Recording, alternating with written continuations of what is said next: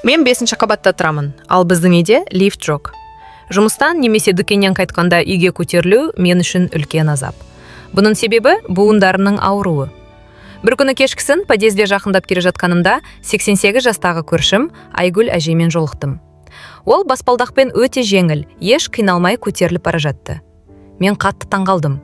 Өзім үнемі ауырсындан жүрудің өзі қиындап кеткендіктен шыдамай, оның құпиясы қандай екенін сұрадым. Айгүл әжей мені шай ішіп әңгімелесу үшін үйіне шақырды. Ол маған өзінің құпиясын айтып берді, әрі бәрі мен ойлағаннан әлде қайда оңай болып шықты. Ол маған күнде жеу керек өте қарапайым, бірақ пайдалы бір тағамның рецептімен бөлісті. Мен бұл әдісті өзімде байқап көрдім. Алғашында әсеріне сенбеген едім, бірақ байқап көрмейде тұра алмадым. Нәтижесінде буындарым 10 жылға жасарғандай болды. Буын аурулары бұрын көбіне қарт адамдардың ауруы деп саналған.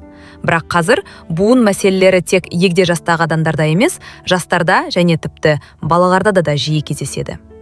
Таралуы бойынша буын аурулары 3-ші орында тұр. Ода жоғарыда жүрек қан тамыр аурулары мен ішек инфекциялары орналасқан. Яғни елімізде әр 4-ші адам буын ауруынан зардап шегеді. Халық арасында мұны тұз жиналу деп атайды. Бұл көбіне ағзада кальций мен несеп қышқылының тұздарының жиналуын білдіреді. Олар буындарда және тіндерде жиналып, кейін сүйек тінінің өсуіне, ауырсынуға алып келеді. 60 жастан асқан адамдарда тұздар өте көп мөлшерде жиналады. Сондықтан егде жастағы адамдардың 97%-ында буын мәселелері болады. Буындардың бұзылуын тоқтату мүмкін емес. Сондықтан аурудың алдын алу үшін жас кезден бастап ағзаны күту маңызды. Тұздарды ағзадан шығару профилактиканың алғашқы қадамы. Айгүл әжей бұл статистикаларды білмесе де, оның тізесі, қол буындары, шынтағы, иығы ауырмайды. Оның айтуынша, ол ерекше Қытай әдісін қолданып, күн сайын бір рет арнайы дайындалған күріш жегеннен кейін буындарының ауырсынуы мүлдем басылған. Бұл әдіс үшін бүтін сынбаған дәнді күріш қажет. Пропарені емес, арзан, ұзын немесе домалақ дәнді ақ күріш жарай береді. Тағамды дайындау үшін жарты литрлік стерилді банкіге дистилденген суды жартысына дейін құйып, 3 ас қасық күріш салу қажет. Банкіді шайқағанда су дереу лайланып кетеді. Бұл крахмалдың сыртқа шығуы. Суды төгіп, қайта құйып, күрішті 5-6 рет шайып, су мүлдем лайланбай, мөлдір қалғанша тазарту керек. Күріш толық тазартылғаннан кейін, оны жаңадан құйылған таза сумен толтырып, қақпағын жауып, тоңазытқышқа 1 тәулікке қою керек. Осы уақыт ішінде күріштен шайылмай қалған крахмалдың қалдығы толық шығады. Дәндер ісініп, жұмсарады. 1 тәулік өткен соң банкідегі суды төгіп, ісінген күрішті кастрюльге салып, кәдімгі күріш қайнатқандай үстіне су құю қажет.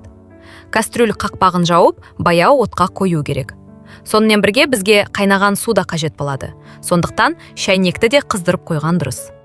Қайнағаннан кейін күрішті тағы 10 минуттай қайнатып, араластырып тұру керек. Одан кейін кастрюльді оттан алып, күрішті суық ағын сумен жақсылап шаю қажет. Енді жуылған, бірақ толық піспеген күрішке алдын ала қайнатылған суды қайта құйып, кастрюльді тағы баяу отқа қою керек. Тағы 10 минут қайнатады. Осы процесті қайталау керек. Жалпы күріш 4 рет, әр жолы 10 минуттан қайнатылып дайындалады. Крахмал толық шыққан кезде су мөлдірленеді. Бұл күріштің дайын болғанын білдіреді. Бұдан ары пісірудің қажеті жоқ. Бір жақсы пайдалы порция дайындау үшін 3 ас қасық құрғақ күріш жеткілікті. Дайын болған осы жібітілген күрішті таңертең аш қарынға 40 күн бойы жеу қажет. Таңертең оянған кезде ең алдымен 1 кружка жылы не ыстық су ішу керек. Бұл ішектің жұмысын оятып, кешегі тамақтың қалдықтарын тазартуға көмектеседі. 20 минут өткен соң аш қарынға осы жібітілген күрішті жеу керек. Күрішті тек аш қарында жеу өте маңызды талап. Себебі асқазан бос болғанда күріштің крахмалсыз, таза дәні ағзадағы артық тұздарды өзіне жақсы тартып алады. Күріш жегеннен кейін 3-4 сағат бойы ештеңе ішпей, ештеңе жемеген дұрыс. Толық емдік курсты орындау үшін шамамен 2 килограмм күріш қажет. 40 күндік курс ұзақ көрінгенмен нәтижесі өте жақсы. Бұл әдіс жақсы нәтиже беру үшін шыдамдылық қажет.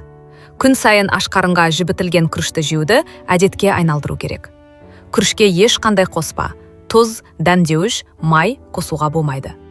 Емдік әсерді күшейту үшін осы 40 күн бойы күнделікті тұз тұтынуды барынша азайтқан дұрыс. Бұл ағзаға артық тұзды толығымен шығарып тастауға көмектеседі. Күріш жегеннен кейін 3-4 сағаттық аштық кезеңінен дұрыс шығу үшін бірнеше дана өрік мейіз немесе бір алма жеуге болады. Одан кейін ғана түскі асқа не жеңіл шайға көшуге рұқсат. Мен осы қарапайым көрінетін, бірақ ұзақ курстан өткен соң тіземнің қозғалысы жақсарғанын, ауырсынудың басылғанын анық байқадым. Буындарым бұрынғыдай мазаламайтын болды. Бұл әсердің себебі күріштің пайдалы қасиеттері. Күріш ағзадан несеп қышқылын жақсы шығарады. Әдетте несеп қышқылы бүйрек арқылы шығарылады. Алайда подагра, остеопороз және басқа буын ауруларында тұздар буын тіндерінде кристалданып жиналып қалады. Бұл қабынуды және қатты ауырсынуды тудырады. Сонымен қатар артрит, остеохондроз, остеоартроз сияқты ауруларда ағзада кальций тұздары көп жиналады. Бұл кальцификат деп аталатын ерекше тұзды түзілімдердің пайда болуына әкеледі. Мұндай түзілімдерді рентгеннен көруге болады. Көп адамдар осы күрішпен тазарту әдісін қолданғаннан кейін қозғалғанда болатын ауырсыну жоғалып, қайталама рентгенде кальцификаттардың кішірейгенін немесе мүлдем жоғалып кеткенін айтады. Күрішпен тазарту ағзадан тұздарды шығарып қана қоймай, буындағы кальций түзілімдерін ертуге көмектеседі және тағы бірнеше пайдалы әсер береді. Ең алдымен бұл әдіс артық салмақты азайтуға ықпал етеді. Артық салмақ тек ауру буындарға емес, сау буындарға да ең үлкен жау. Күріш қан айналымын жақсартып, зақымданған буындарға қан мен қоректік заттардың келуін күшейтеді. Күріштің несе байдайтын қасиеті бар. Артрит және басқа буын аурулары кезінде ағзада сұйықтық ұсталып қалатындықтан бұл қасиет өте пайдалы. Сондай-ақ күріш ас қорыту жүйесіне жақсы әсер етеді. Ол ішектің микрофлорасын жақсартады. Ал жақсы микрофлора мықты иммунитет. Иммунитет жоғары болғанда ағзада қабыну процестерінің даму қаупі төмендейді. Сондықтан күріш тек буынға емес, жалпы денсаулыққа оң әсер етеді. Алайда бір маңызды жайт бар. Күріш ағзадан артық тұздармен бірге калий тұздарын да шығарады. Калий жүрек-қан тамыр жүйесінің дұрыс жұмыс істеуі үшін өте маңызды элемент. Калий жетіспесе, адамда әлсіздік, жүрек қағысының бұзылуы сияқты жағымсыз белгілер пайда болуы мүмкін. Сондықтан калий тапшылығын болдырмау үшін күнделікті тамақ рационын дұрыс түзету қажет. Бұл үшін өрік мейіз, құрма, інжір, жас пісірілген картоп сияқты калийге бай өнімдерді міндетті түрде жеу ұсынылады. Осылайша, күрішпен емдеу курсы тек буындарды тазартуға ғана емес, денені жеңілдетуге, зат алмасуды жақсартуға, ас қорытуды қалыпқа келтіруге, қабынуды азайтуға көмектеседі. Жақындарым, менің ең қымбат көрермендерім. Сіздерге бір өтінішім бар, шын жүректен.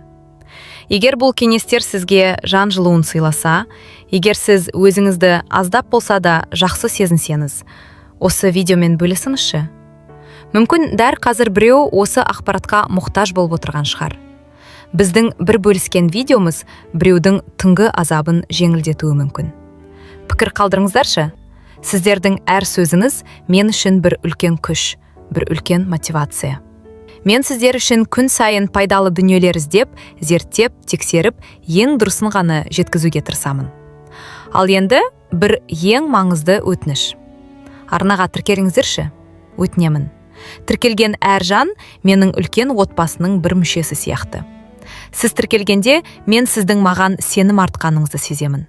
Ал сол сенім менің жұмысымды 10 есе күшейтеді. Мен сізді ешқашан жалғыз қалдырмаймын. Алдымызда сіздің денсаулығыңызға, ұйқыңызға, өмір сапасына арналған тағы да көп құпиялар, көп пайдалы кеңестер бар. Бәрінен хабардар болып отыру үшін міндетті түрде тіркеліңіз. Өздеріңізді күтіңіздер. Алла сіздерді әрдайым қорғап, дендеріңіз сау болсын. Түндеріңіз тыныш, жүректеріңіз жеңіл болсын. Келесі кездескенше, менің жақындарым, әрбіріңіз мен үшін өте қымбат, өте ерекше жансыз. Сіздердің әр қайсыңыздың қолдауыңыз мен үшін үлкен күш, үлкен қуат. Сіз бар болғаны бір лайк басқанда немесе тіркелгенде, мен өзімді босқа еңбек етіп жүрмегенімді сеземін. Сіздер менің үлкен жүректі отбасымсыздар.